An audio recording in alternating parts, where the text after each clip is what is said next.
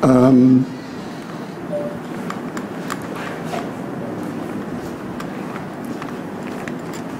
fellow compatriots,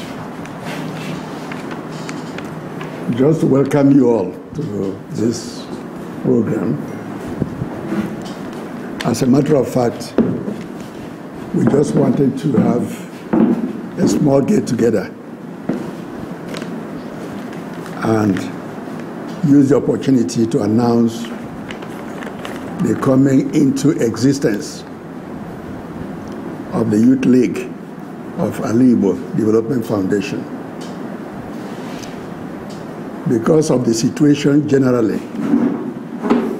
we didn't aim at assembling the mass of the youths who are very anxious to come together, who are very anxious to take up the challenge of rebuilding and remolding Alibo through the zeal, energy, and commitment of the youth. I'm happy that we have this number with us. It's very inspiring to have all of you. But I'm more particularly happy for the presence of our father, His Lordship, Bishop Dezwe Obi Onubog, who is the Chairman, ADF Board of Trustees. I remember a long time ago in Dolly Akonyele Hotel in Enugu here, at the very early stages of ADF, there was a prophecy by His Lordship. It was at early stages when nobody was sure whether our journey was going to be successful, whether we are going to be able to achieve what we had as a dream to create for the Igbo nation an organization that would drive her energy and resources towards the accomplishment of the destiny of Igbo. At the early stages, it was still a dream. At that meeting in Dola Akonyele Center, His Lordship spoke. It's a prophecy I keep referring to from time to time. He said that the Lord has shown him that we are about bringing into existence a platform that will organize, lead, inspire Igbo to achieve their manifest destiny on earth.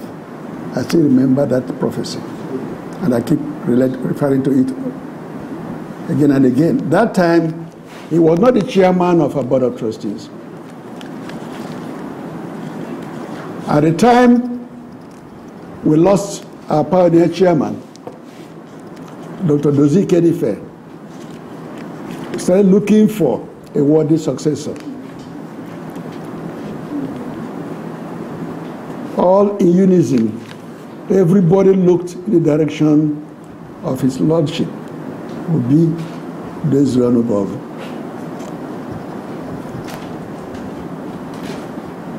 At that time, some of us had a faint idea of his history. And when we got to know his history, his background, I think somebody like me did what Nwala said. Now for Nana, I said, thank God. God has given us the right successor to Dozie Kedife. And since then, we have worked together like two sons. We have worked together like two sons. I was amazed at some point when I hinted to him, I said, Your Lordship, I think at this age I should move back a bit and do what I owe Igbo youth and the world youth. That is, to write my memoir. And therefore, I wanted to hand over the executive leadership of ADF. He said to me, Prof, any day you leave ADF, I will live with you. He prevailed on me to stay back, and we have worked together like two sons. He's my elder brother. We respect each other, and God has guided us. Even at this point in our history, because I gave a hint, finally and firmly, that I needed to step back and we bring forward new cream of leadership for ADF. It was then we started seeing what, at the end of the day, I wasn't surprised. I found that we had created a brand called Ala Igbo Development Foundation, a very unique brand. When you read our mission statement, when you read our profile, you see where we are coming from. We just finished what we call the first festival on Igbo civilization, celebrating Chinua Achebe, 50th anniversary of Chinua Achebe's Things Fall Apart. At the end of that, Chinua passed away, and we went into organizing his burial. And from there, we landed at the critical issue of the Igbo question in Nigeria, before, during, and after Biafra. I still remember that that program attracted the best of Igbo intelligentsia all over the whole world, over 2,500 people from different parts of the world. For 4 days, we were in Enugu here. At the end of the day, we decided we were going to create a platform.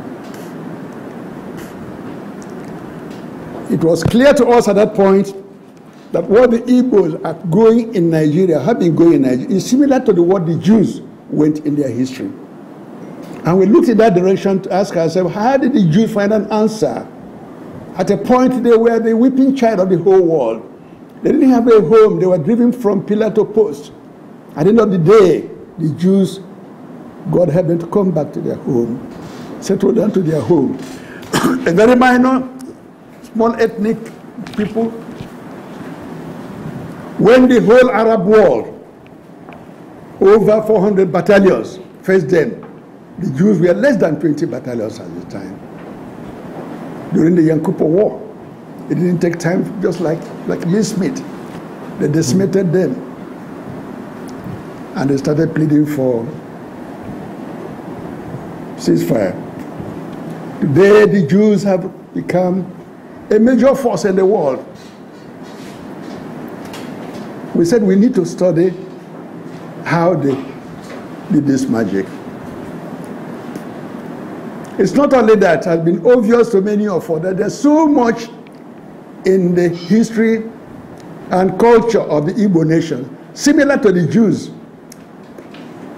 Some of us are not surprised that people have been tracing linkage between the Jews and the Igbos. So the challenge facing us at the point, after we look through the challenges of Igbo before, during, and after Biafra, we said we're going to emulate the Jewish example. The platform that has helped the Jews survive today was a platform led by the Jewish intellectuals, intelligentsia, the literary Jewish literati, which included all their professors, their philosophers, their clergy, prophets, bishops, archbishops, and so on. They laid the foundation for what you know today as the Jewish state. And we also realized we can do the same thing. The Igbo nation, we can do the same thing. The Jews were also blessed with youthful, committed youths, religiously oriented, politically conscious, committed. They have been at the bulwark of the survival of the Igbo nation. That should be the bulwark. When we started, virtually all who is who among Igbo clergy, Asani Igbo clergy were there. Right from Akani Ibiam, Archbishop Obinna, the late Bishop Wade, and Ikwewa,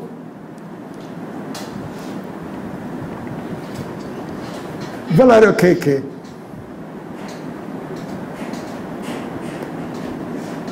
our Lord Bishop, and all of them. These had the spiritual anchors of the struggle of the ADF. We also had eminent scholars, intellectuals, people like Barton Naji, people like late former VC of Nsukka,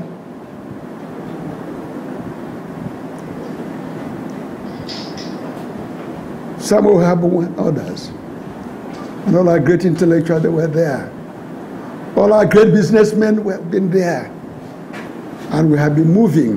But what has been missing all along is an organized youth front. I saw one or 2 points we sought to link up with the youth. The first attempt was through MASOP. And as we went along, we found out that, no, there are young chaps driving MASOP. They didn't have that kind of spirit. In fact, they were expecting all the elders to be their followers. Some of them are answering Ezigbo Buruburu, and so on and so forth. We got to a point after burying Ojukwu. This is the program we use for burial of Ojukwu. From there, we came to IPOB. ADF was the first organization to visit Nnamdi Kanu in Kuje prison and worked very hard. When he came out, we also had a lot of these things with him. I'm not here to narrate the story of what has had to happen in a relationship. But what we're looking for is the youthful blood. In Igbo culture, we know oborone nweghị ụmụ okorobịa na alụrụ ha ọgụ na-apụta mie anya kụọ ọkpọ obodo ka ha furu efu. What makes Tinubu thick today is the OPC. That is the youth of Yoruba land, whom he nurtured, whether rightly or wrongly. But ideologically, they are all welded to him. We don't intend to reproduce people who will be welded to us, whether we are criminals or not criminals. We want Igbo youths who have the blood of Ali Igbo, who have the spirit of Chukwu Okike, Chukwu Abiyama, who have the spirit of Ofodogu, Omenalai, and who have the vibrancy. The other day, when I wrote a note to our brother, the present governor of Abia State, over the program, the incidents in Lero. By the way, if you see what we have done, how much we spent trying to see if we can encircle the people who have encircled us.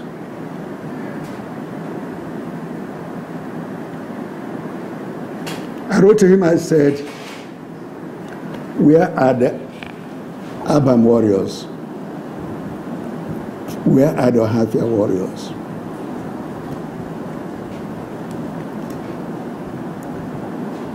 Where are those youths that have that blood? Blood that also flowed in the veins of their mothers. And as you know, about women riots, so-called about women riot, that's Igbo women resistance movement, that drove away the white man, was born within that axis. The woman, what is that picture of the Enyewanyu? It's supposed to be here. Give me that book. Give me that book. Yeah. That is the picture of the woman that led that riot. As part of what ADF has been doing to build up the women wing, we started nurturing our fledgling Igbo Women Assembly. It's in their name we organized the research that looked into that phenomenon, very rare phenomenon.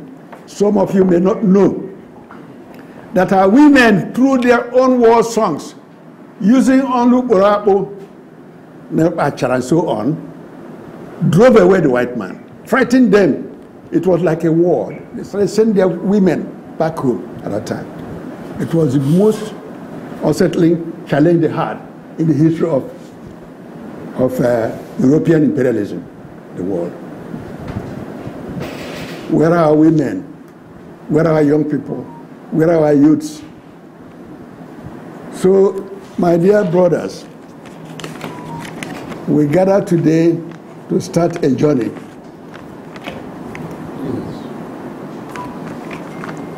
That's a journey.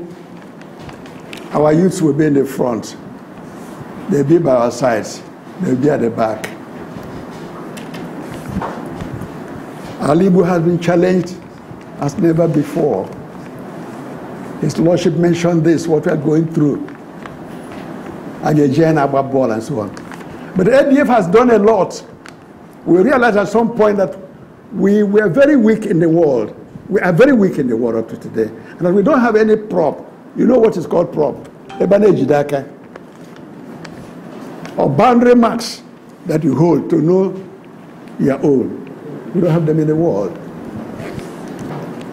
We started making a lot of efforts. But today, we said we must ensure that that missing link is formally put together. Dear young sisters and brothers, this is why we are here. And I want to thank His Lordship, our dear Father, for making our time to come and be with us at this beginning, to bless this occasion. Biko, ihe our social media platform. Biko, ihe our ebana ebono. Biko, ihe our ebana cho. Kedi ha ga-enweta ma bịa meeting ha. Agabara anyị ụgbọ, aga imere anyị nka no. This is a call to arms, a call to stand firm. We have enough experience. We have to hold. In the last few weeks, our chaps abroad have been sending messages. I have received more than 3 of them in my home. Everybody is looking for ADF. What you see today, if you hear any rumbling in ADF, is because we've created a brand, and everybody wants to use that brand. Those who don't understand it want to use it for one thing or the other. But we are inviting you, and we want you right from the very beginning, understand what ADF stands for.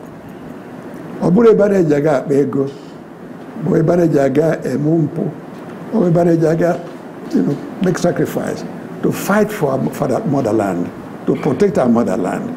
We have worked out all the strategic things, issues of security, ADF, this thing. Issues of development, we have all these things. Issue of our history, of our culture, all there. All you need to do is gradually get to know, get to drink from the rich bosom of what ADF has done. With the blessing of our religious mentors.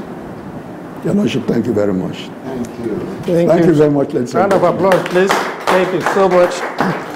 Thank you so much. That was a wonderful one.